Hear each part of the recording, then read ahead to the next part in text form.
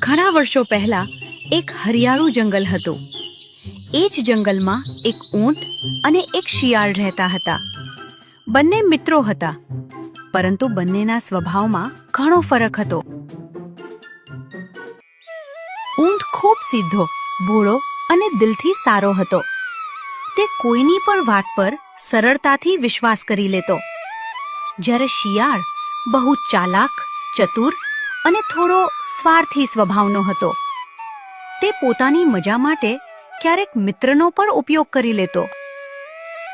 એક દિવસ બપોરે શિયાળે ઊંટને કહ્યું, મિત્ર ઊંટ, મેં સાંભળ્યું છે કે નદીની પારના ખેતરમાં ખૂબ મીઠી અને રસદાર શેરડી ઉગી છે.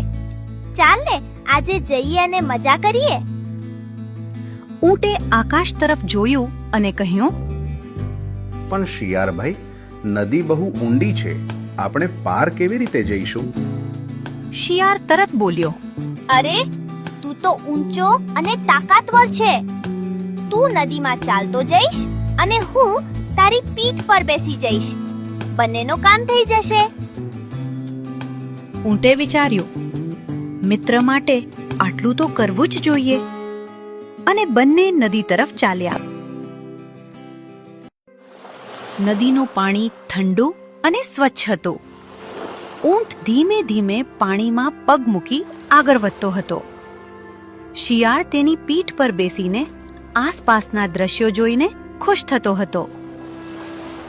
વાહ મિત્રો, તારા વગર તો હું ક્યારેય અહીં પહોંચી શક્યો ન હોત. ઊંટના દિલમાં ખુશી છલકાઈ. તેને લાગ્યું કે તેનો મિત્ર ખરેખર તેની કદર કરે છે.